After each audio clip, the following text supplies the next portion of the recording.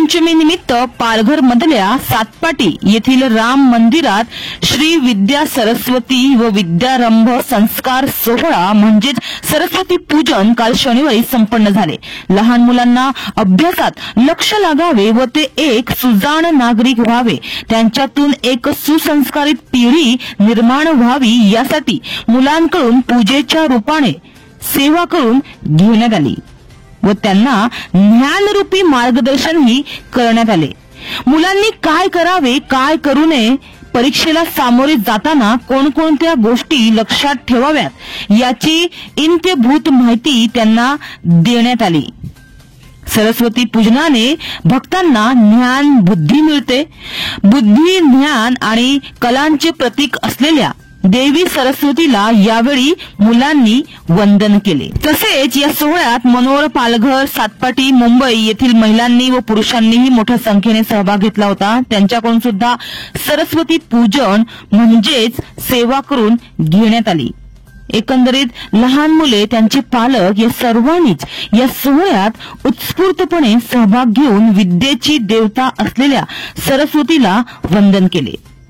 एकंदरीत भारतीय संस्कृतीत खोलवर रुजलेली सरस्वती पूजा सातपाटी येथील राम मंदिराच्या मागील परिसरात उत्साहात आणि भक्तिभावाने संपन्न झाली। त्या म्हणजे श्री माता ललिता अंबिका परमेश्वरी यांच्या स्वरूपाचं पूजन आपण या सरस्वती पूजनाच्या माध्यमातून करून घेतलेलं आहे।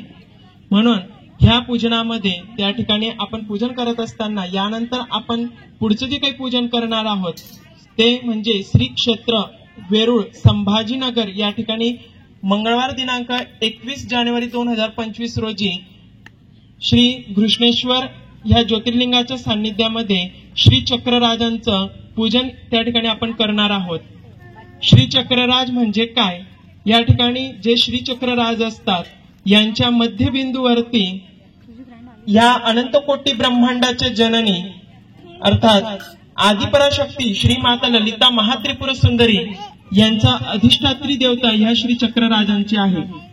आणि काही वेळेस म्हटलं जातं की भगवान विष्णू आणि माता लक्ष्मी यांचं आसन म्हणून त्या ठिकाणी आपल्याला काही वेळेस सांगितलं जात असतं, परंतु श्री चक्रराज अर्थात श्रीयंत्र जे आहेत हे त्या ठिकाणी समस्त देवी देवतांचं आराध्य आहेत त्या, आणि त्या यंत्रावरती ज्या अधिष्ठात्री देवता आहेत ज्यांचं शासन चालतं म्हणून त्यांना सर्वानुलंगी शासनाराध्य म्हटलं जातं। त्यामध्ये श्री माता ललिता अंबिका परमेश्वरी या त्या ठिकाणी विराजमान होत असताना जे काही सर्व अनंतकोटी ब्रह्मांडाचे देवी देवता आहेत ते सर्व देवी देवता ह्या श्री चक्रराजांचं पूजन करत असतात।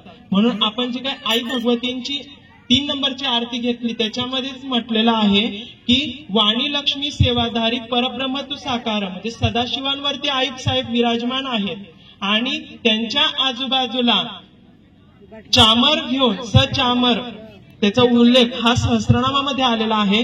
चामर घेऊन वाणी म्हणजे सरस्वती माता आणि लक्ष्मी म्हणजे महालक्ष्मी माता हे त्यांच्या सेवेसाठी त्या ठिकाणी विराजमान असतात। आणि सर्व देवी देवता ज्या आहेत ब्रह्मा विष्णू महेश सदाशिव आणि ईश्वर हे त्यांच्या सिंहासनाच्या खाली त्यांच्या सेवेसाठी त्या ठिकाणी उपस्थित असतात। म्हणून ह्या श्री चक्रराजांचं पूजन हे आपण त्या ठिकाणी संभाजीनगर येथे वेरूळ येथे त्या ठिकाणी करणार आहोत। म्हणून त्या ठिकाणी श्री चक्रराजांचं ज्यावेळेस पूजन होतं त्यावेळेस फक्त लक्ष्मी प्राप्ती नसून तर त्या आपल्याला भोग आणि मोक्ष, जर आपण यावेळेस जर फक्त लक्ष्मी प्राप्तीसाठी जर समजा पूजन किंवा सेवा पूजेचा कशा पद्धतीचा लाभ सर होणार आहे, मिळणार आहे?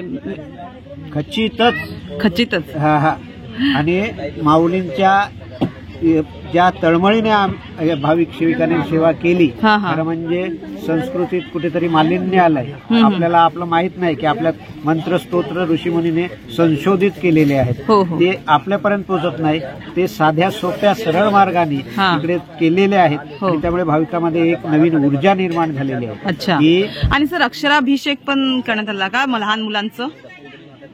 ती अक्षर पाठीवरती गिरवली गेली दसऱ्याला करायचं तसं। त्यामुळे कुठेतरी आपण म्हणजे ट्राय ओके. मग ते एरर वगैरे निघून जातं हा, हा. आणि त्यामुळे आपण सक्षम आणि सुदृढ होतो. सुदृढ होतो. अच्छा, म्हणजे मुलांचं उज्ज्वल भविष्यासाठी ते केलं जातं असं.